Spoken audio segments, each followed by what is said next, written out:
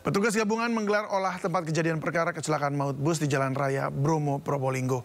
Menurut Kasubdit Gakum Ditlantas Polda Jatim, AKBP Septa Firmansyah, tim gabungan dikerahkan dalam olah TKP untuk melakukan analisis dengan metode Traffic Accident Analysis atau TAA. Metode ini akan menelusuri kecepatan, posisi kendaraan hingga detik-detik terakhir sebelum bus mati mesin. Akibat kecelakaan ini 8 orang meninggal dunia serta 15 orang terluka. Rumah sakit tok. Oh, sampai sendiri gitu kan. 8 orang menjadi korban kecelakaan maut bus di Jalan Raya Bromo, Probolinggo. Dan berikut ini nama-nama korbannya. Identitas korban meninggal laka bus di jalur Bromo, Bella Putri Kaila Nurhayati, 10 tahun, warga Kecamatan Patrang, Jember. Yang kedua, Hesti Purwa Redamaya, 37 tahun, warga Dusun Kerasak, Kecamatan Ajung, Jember. Dan ada satu keluarga yang meninggal dunia, pemirsa. Hendra Pratama, 37 tahun.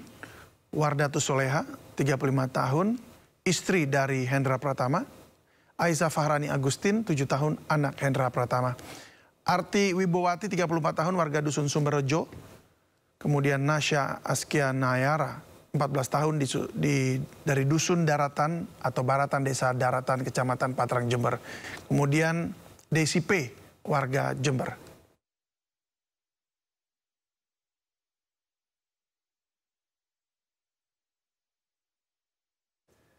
Suasana duka menyelimuti kedatangan korban kecelakaan bus pariwisata di RSBS Jember, Jawa Timur.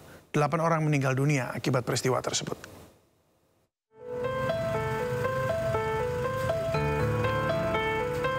Suasana duka menyelimuti RSBS Jember kala ambulans datang membawa korban kecelakaan maut di jalur wisata Bromo. Setelah tiba, jasad korban langsung dibawa ke ruang jenazah. Sementara korban luka langsung dilarikan ke unit gawat darurat. Salah seorang keluarga korban menyampaikan rasa dukanya. Ia merupakan keluarga dari salah satu korban tewas atas nama Hendra yang meninggal dunia bersama istri dan anaknya. Ya sedih Pak ya. Nggak nyangka ya. Kejadian kayak gini. Kita sih shock ada kabar kayak gini. Nanti langsung dimakamkan atau gimana? Ya rencana sih mau dibawa ke rumah mertuanya Pak. Dia kan tinggal di rumah mertuanya. Sebelumnya, bus pariwisata rombongan asal Jember diduga mengalami remblong hingga menabrak pagar pembatas jalan dan berhenti di depan rumah warga. Kecelakaan ini mengakibatkan 8 korban meninggal dunia dan belasan luka-luka.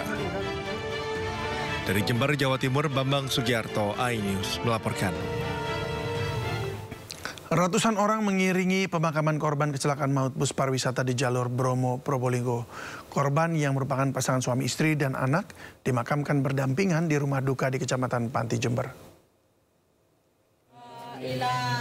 Setibanya di rumah duka di Desa Serut Panti, Jember, satu keluarga korban tewas dalam kecelakaan maut bus pariwisata di Jalan Raya Sukapura, Probolinggo langsung dimakamkan di TPU desa setempat. Isak tangis keluarga dan tetangga pecah saat jenazah dimasukkan ke liang lahat yang saling berdekatan. 3 korban tewas, suami, istri, dan 1 anak. Hendra Pratama, istrinya Wardatus Soleha, serta anak kedua mereka Aiza Fahrani. Pada waktu yang bersamaan dimakamkan korban lain bernama Arti Wibowati di Wuluhan, Jember.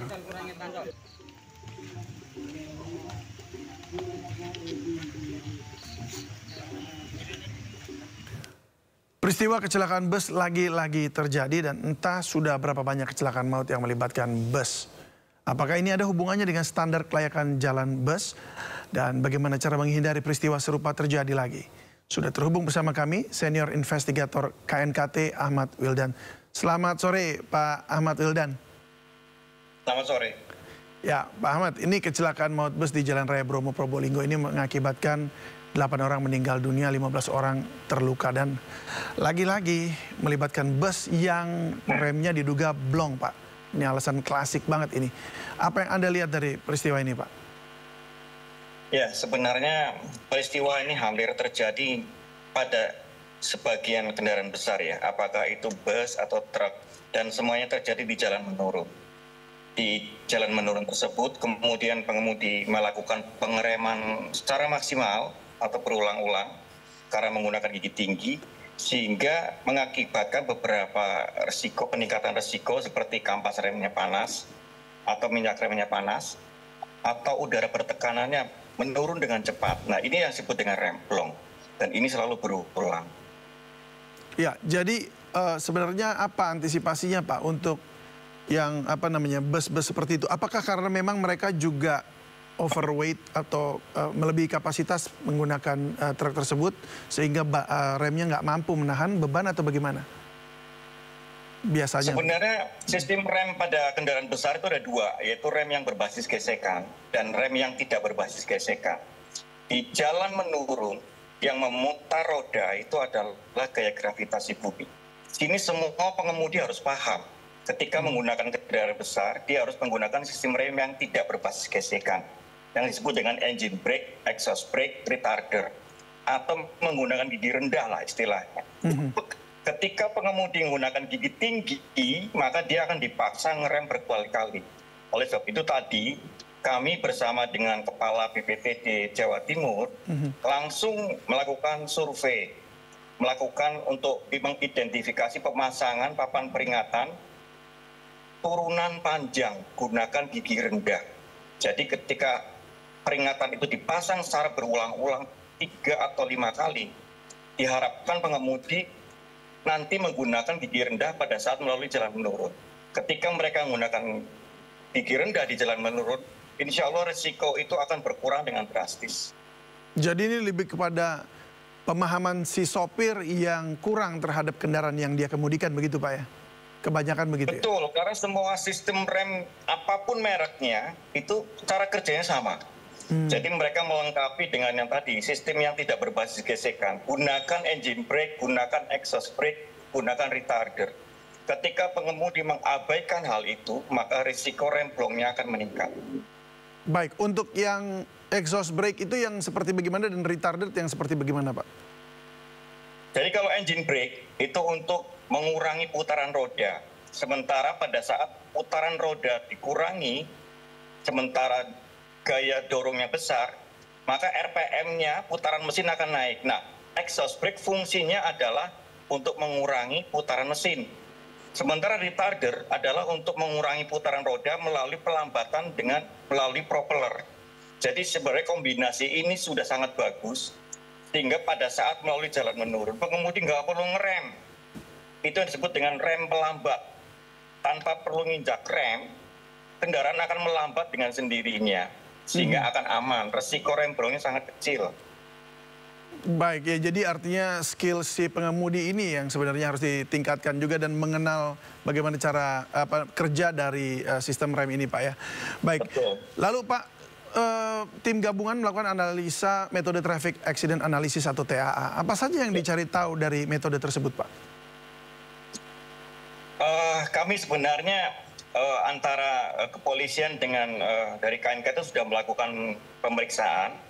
Kalau dari KNKT kita sudah mengidentifikasi bahwa pada jarak 18 km, yaitu mulai dari terminal Ngadisari sampai ke lokasi, itu jalannya menurun dengan maksimal slope sebesar kurang lebih 23%.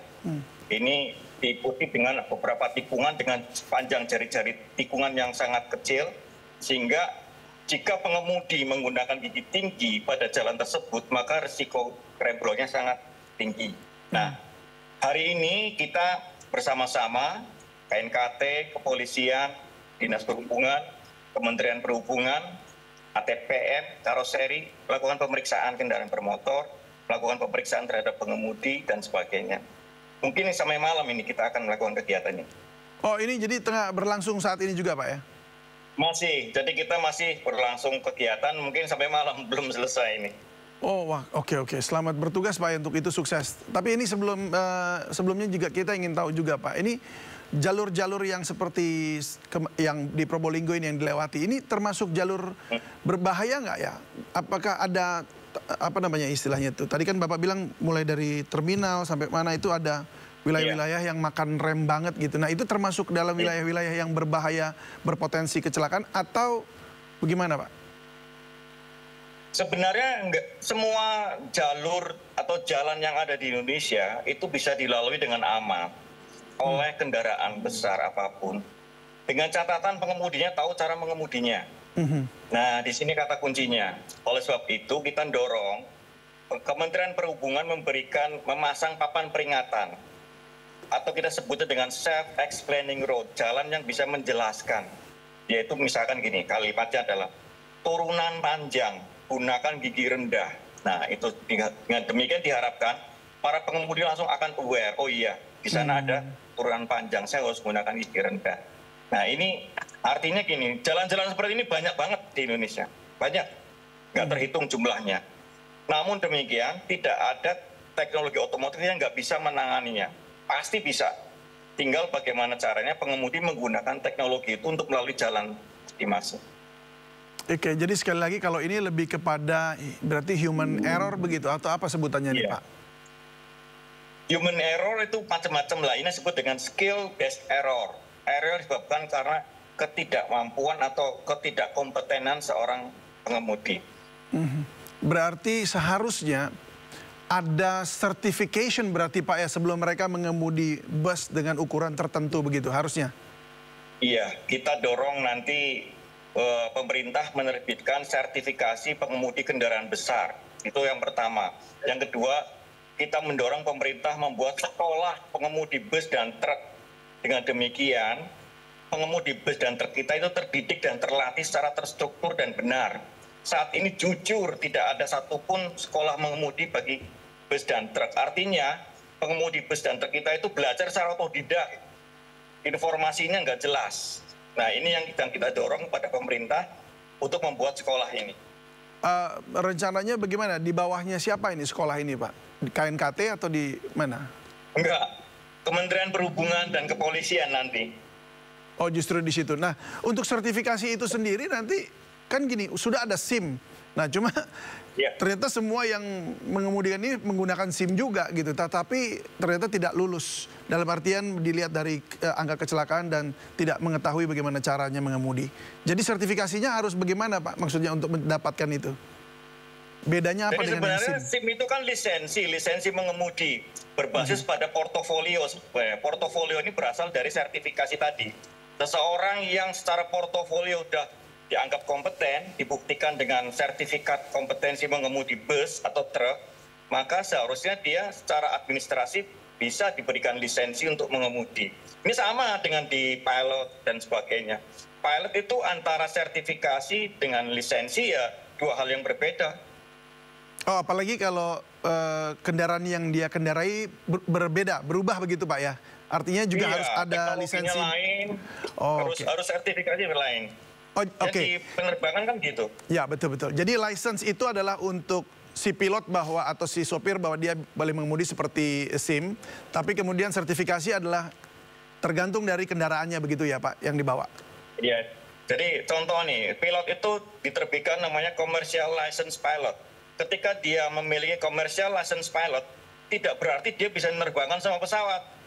Ketika dia akan menerbangkan Boeing 737RR, dia harus punya sertifikat Boeing 737RR. Betul. Mau menerbangkan Airbus ya harus punya ini, itu aja. Mestinya begitu. Tapi ini Pak, sekarang kan teknologi truk ini kan sudah semakin maju ya. Kalau kita lihat di depan, apalagi kalau kita lihat juga Tesla, ada beberapa merek-merek yang lain dengan yang seperti robotik dan punya sistem yang pengamanan yang tinggi. Apakah di Indonesia ini belum mendukung Pak untuk truk-truk yang seperti itu beroperasi? Mendukung banget, ya nggak dukung SDM-nya. Apakah dia memahami cara kerja teknologi tadi? Karena sistem rem pada full air brake, air over hydraulic brake, full hydraulic brake, dan electrical itu sistemnya berbeda-beda. Pengemudi harus memahami cara kerjanya. Baik. Kalau boleh disampaikan mungkin bagi para pengemudi saat ini Pak, Anda sebagai senior investigator di KNKT, dalam satu mungkin kalimat dan paragraf, apa yang ingin Anda sampaikan kepada mereka supaya lebih, ini tidak terulang lagi begitu Pak? Kunci keselamatan itu ada 3. Yang pertama, kompeten. Pahami teknologi kendaraannya. Yang kedua, disiplin. Patuhi semua peraturan lalu lintas, peraturan perusahaan. Yang ketiga, jujur. Kalau sakit, jangan mengemudi. Kalau ngantuk, jangan mengemudi. Itu saja. Kompeten, disiplin, jujur. Kalau dipaksa oleh pemilik gimana nih Pak? Pemberi kerja. Maka pemiliknya yang akan dapat dijadikan tersangka ketika terjadi kecelakaan dan sebagainya. Baik, terima kasih senior investigator KNKT Ahmad Wildan sudah berbagi bersama kami di Sendo Sore. Salam sehat selalu Pak. Ya, pemirsa, kecelakaan maut di Probolinggo ini menyebabkan 8 orang tewas, 7 tewas di TKP dan 1 tewas di Puskesmas Tongas. Semua karena masalah klasik yaitu remblong.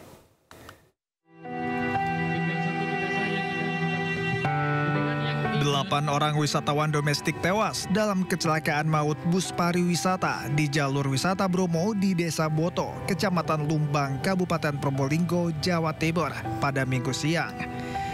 Bus pariwisata rombongan asal Jember diduga mengalami remblong hingga menabrak pagar pembatas jalan dan berhenti di depan rumah warga. Bus yang mengangkut sekitar 55 wisatawan domestik tersebut baru pulang dari wisata Gunung Bromo. Beberapa korban adalah perawat dan pegawai Rumah Sakit Bina Sehat Jember. Bahkan beberapa di antaranya keluarga karyawan. 7 tewas di tempat kejadian kecelakaan dan 1 tewas di Puskesmas Tongas. Kita sangat kehilangan, kita sangat berduka. Yang datang dari Allah akan kembali kepada Allah. Untuk itu saya berharap kesaksian bagi semua yang ada di sini, yang pernah bekerja bersama, yang menjadi keluarganya, yang menjadi mitranya, menjadi atasannya. Apakah saudara-saudara bersaksi bahwa para mayat yang ada di sini semasa hidupnya adalah orang-orang yang baik? Korban yang terluka ringan langsung ditangani pihak puskesmas, sementara korban yang mengalami luka berat dirujuk ke RSUD Muhammad Saleh Probolinggo dan RSUD Tongas. Selain dibawa ke Puskesmas Sukapura, korban laka juga dibawa ke Puskesmas Lumbang dan Puskesmas Wonomerto. Sementara itu, petugas gabungan telah mengevakuasi bus yang mengalami kecelakaan maut di jalur wisata Bromo, Probolinggo, Jawa Timur. Proses evakuasi terkendala posisi bus yang berada di pinggir jalan raya. Arus lalu lintas yang ramai juga menjadi kendala dalam proses evakuasi. Saya David Silahoy, mewakili tim redaksi yang bertugas pamit undur diri. Terima kasih dan sampai jumpa.